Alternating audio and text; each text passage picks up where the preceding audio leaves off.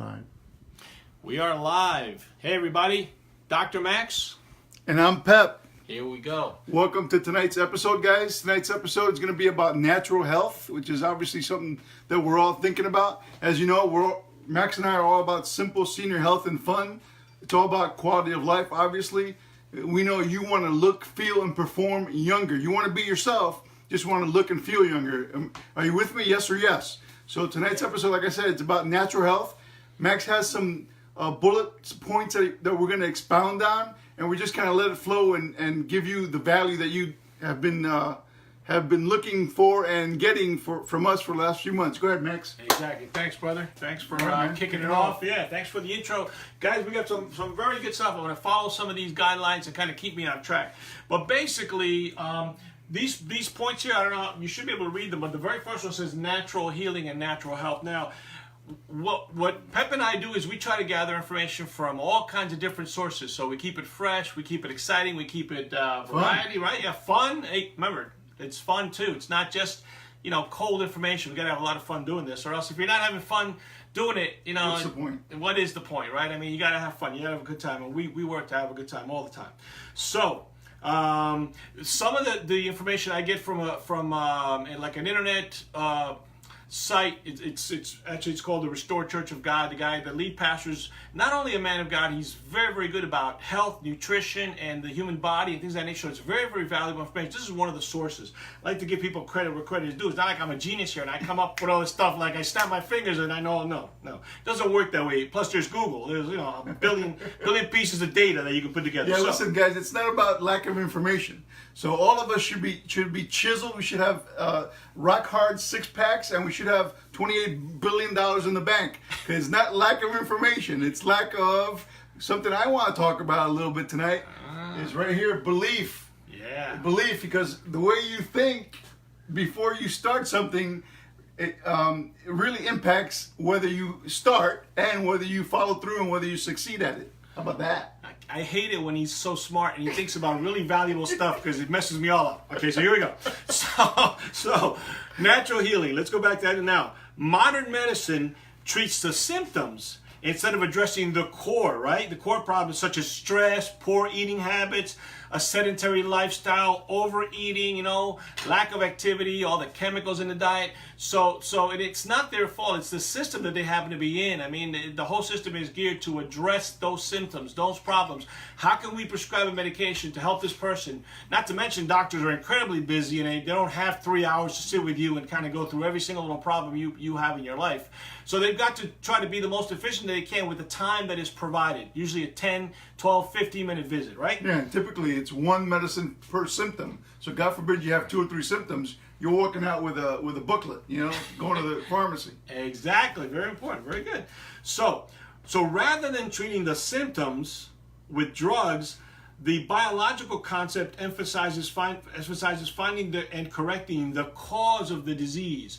It is a cause and effect universe. That Sir Isaac Newton, with his laws of motion, basically proved that in the 1600s when he determined that, for every action there's an equal and opposite reaction. Now, dare I argue with the brilliance of Isaac Newton? I can't argue with that, but I don't think it's every single reaction. You know what I'm saying? So yes, there is a reaction for every action, but not every reaction is exactly the same. My point is this.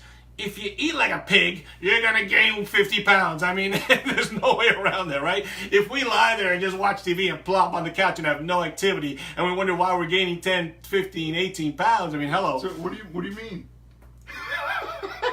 There was no doubt in that. Anyway, that was black and white. So here we go. So, in a nutshell, the cause and effect approach has been far more successful than treating the symptoms. What does that mean? Obviously, if we can focus on healthy eating, a healthy mindset, whatever you do to establish peace, to establish calm, to establish tranquility, don't spend your time worrying about everything. Nice deep breaths, try to make as many healthy choices as you can when you eat. Again, that leads right into belief, because Max is saying, whatever you do to establish your peaceful, healthy mindset. Well, it depends what you believe, that whether you can establish a peaceful, healthy mindset. Because if you believe that everything's going to be okay in the end, that you believe that you can be better, you believe you can learn what you have to learn to do what you have to do, that gives you peace and it gives you confidence. If you don't believe that, if you believe that things are just, things are what they are, that whatever's going to happen is going to happen. So you've taken all the control away from you with that belief in your system, in your head. Obviously, you're going to be worried because you got all kinds of stuff you can't control now. Right. So, but when you take control and you believe that, hey, I can, whatever it is, I can figure it out. When you believe I can figure it out, guess what? You start asking yourself the right question, which is, how can I? What do I have to do? What do I have to learn? Where can I find the answer? As opposed to just like, oh, well, whatever happens, happens. Right. And where can you figure it out? At drmaxandpep.com. drmaxandpep.com, baby. That's right. Hey, here we go. Who needs Google? You got us. All right, now, so here we go. So the next topic, the next area I want to talk about is, oh, by the way, I had a thought that I want to continue on what Pepe was saying. Think about this, folks. This is true. The default position of the human mind is negative. That's good. Our minds automatically go. Why? Because let's face it, ever since you were 2, 3 years old, you were falling on your face, you're trying to get back on your feet. Your parents are looking at you saying, look at this kid. Say, no, Everything is no. Times. Everything is no. Everything you fall. Be careful. Don't do that. Right. Watch out. Stop. No, don't touch that. No, don't. No. Or your boss at work was saying, don't do this, don't do that. You got to follow company policy, blah, blah, blah. So you've been kept in this box and you've been really beaten down most of your life. Plus, the other thing, forgive me for interrupting, but you have to also overcome the biology of the brain. The biology of the brain is meant for survival. So it's always looking out for danger. Right. So you have to outthink. You have to get beyond the emotion and into the thinking. You have to think your way out of the biological brain, which is fight or flight. You're in that excited state. Well, when you can get past that excited stage, when you can think and you can plan, you can strategize, you can have a plan to reach your goal. Woo! Come on, dude, that's powerful stuff. Write that down. I never saw him do an impersonation of a poodle before. He's like kind of shaking. All right, so here we go. So the next area is good health is precious, right? Good health is precious. Say it with me now. Precious. It's precious. Right. We had a person that we just talked that way, so that reminded. Okay, shout out to my cuz. That's right, cousin Ruben up north. Now, so good health is precious. Now, good health is a precious attribute. You must maintain it, otherwise it deteriorates. Like sounds like common sense, but we knew a man that used to have a very powerful saying. He say, "Common sense is an uncommon thing." Dexter Yeager used to say that, man, years ago. Common sense is not very common. No, it's not very common. So it should be common. You would think everyone would know. Another powerful, we got a lot of one-liners, very powerful. To know and not to do is not to know. Boom. Ooh, we knocked it out of the park with that, bro. That's to know and not to do is not to know. That just makes sense. Yeah. But then again, you don't have any common sense. So all you guys that raised kids like we did, and you told your kid what to do, and they would say, I know, and you're thinking, you don't know because you didn't clean your room. Exactly. You didn't clean it, so you really don't know, right? So very important now. So unless you make an actual effort to protect and maintain good health, it can disappear just like that. And it can happen at an early age, in your 20s, 30s, etc. Now you got to spend the rest of your life catching up with all the damage you did years earlier, right? So very, very careful. Now, so given the correct habits and the environment, the body was designed to be self-healing, okay? And it's supposed to heal itself naturally, okay? That's called homeostasis in the medical world, the process by which the body attempts to heal itself. So we have this built-in mechanism to heal, but we do the damage to the body. We do these crazy things and maybe don't eat right, or we go, don't sleep enough, don't drink enough water, don't hydrate, exactly. Don't supplement correctly. Very important. And now, here's a big one, mobility. The third one here, mobility is a must. The human body is designed for motion. You do have to move. Obviously, if you're in your 70s and 80s, you don't have to be a sprinter or a runner or a superstar. Walking around the block, it could be activity in the park with the grandkids, great-grandkids, whatever. It could just simply be if you live near the store, or just parking your car further in the parking lot so you have a longer walk to the store. There are all kinds of ways to increase and generate activity. Very important because, No, in a prior episode, we hit on that as little as 15 minutes a day of activity, of walking, basically, reduces mortality and mortality. Yeah, by up to 22%. So you're less likely to die by up to 22% if it's just 15 minutes of moving your body a day. Just 15 minutes a day, guys. Beautiful. And this is big. Think about this. So health professionals, many health professionals around the world are starting to determine, they've cited inactivity as the most detrimental modern trend. Think about it. Young kids on the phone all the time. They're not going out. When we were kids, we had recess for 15 minutes. We used to love recess, right? I mean, we the just bell come would back ring. sweating. Yeah. You never got back without being dirty or sweaty or bleeding. One of the three, or all three. Exactly, yeah. And then, we'd stink up the whole classroom and have to get out early, right? Exactly. So here we go. So activity is very, very important now. So the body was intended to be active and to be liberated from the quote-unquote curse of inactivity. Inactivity is kind of like, you look at it as like a curse. In other words, like, I just want to lie here and do nothing, but that's damaging to the body. We do have to move. Yeah? That's another law of Newton's law. Bodies that are in motion tend to stay in motion. Well, guess what? Bodies who are not in motion tend to stay in not in motion. In other words, if you're a blob on the couch, your tendency is to stay on the couch, and you get to eat stuff and then go upstairs and sleep. That is not good for you. Okay, but you know that. Yes, and that's a visual. Blob on the couch. I love that. Film at 11, like these see in the old days. All right, here we go. So, the inactivity is partly attributed to TV, the automobile. We drive everywhere. I mean, especially down here in Florida. It's like, God forbid you walk a mile, right? Assembly line work or even office jobs. Office jobs tend to be unhealthy. You notice this new trend is this Varidesk thing where you stand up, you lift up the desk and the computer to your eye level because at least you feel like you're standing. And the other thing is this. The other thing is, how many of you know 20, 30, even 40-year-olds that are playing video games for 2, 3, 4, 5 hours a day? That the new statue of the millennial is going to be a guy on a couch with his hat, with a baseball cap turned backwards, with a remote control in their hand. Guys, that's just not healthy.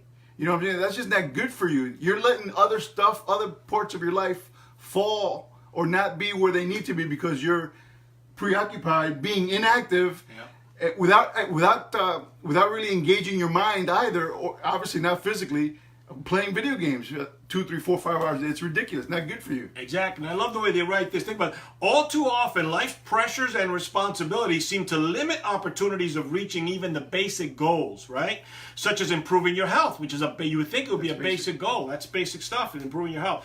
But if such people took measures to improve their health, they might be in for a big surprise. In other words, it's just little things done every day. It's just one different choice than what you would normally make that is on the healthier side. It doesn't take a tremendous change. It's just simply some minor habits that can improve your health, right? And as we've said before, every day is a new opportunity to improve your health. Go ahead. Go to belief. I don't want to talk a whole lot about belief, but what we've been kind of messing around, joking with you, and also giving you some information on, really has now the way you process it. Guess what it depends on? Depends on what you believe. If you believe that you can improve your health, if you believe you can start something new and stay on course and fulfill it and go to the end with it, the likelihood is that you will, because the way you believe really impacts everything. I mean, who was it? Was it David, I believe, that said, "As a man thinketh in his heart, so is he"? Well, hey, that was a proverb for today. You stole it. Did I really? Stole it, man. We have not telepathy. We did not even talk about this. Obviously, you can tell we're not rehearsed.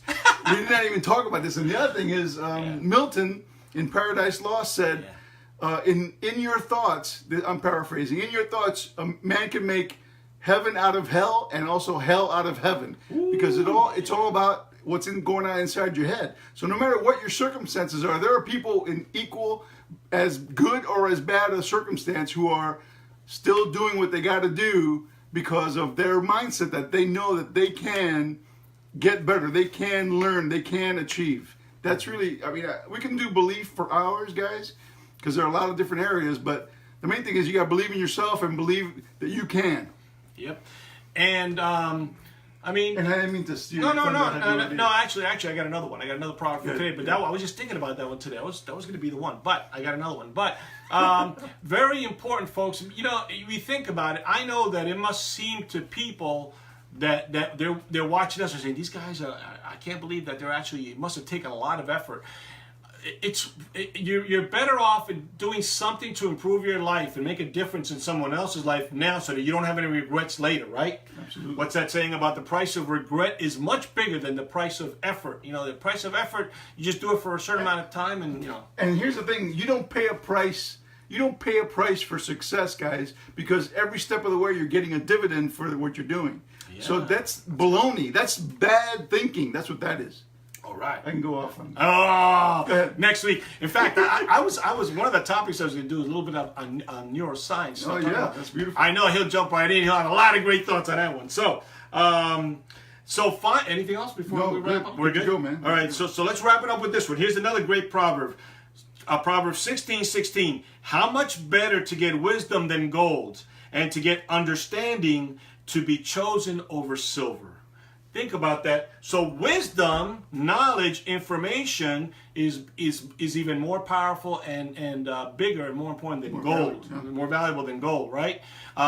Because once you have a certain thought process, even just something as, you know what, I'm just going to get off the couch and I'm going to improve my life. Right there, that prolongs your life by 3, 4, 5, 7, 10 years. That's more valuable than gold. You can have $3 billion worth of gold, but if you're going to die next month, you know? And the time to do it, guys, is now. The time to do it is now. It's not tomorrow. If you're thinking, yeah, I want to improve my health. Okay, right now, go to drmaxandpep.com. Go on there. There's some great information.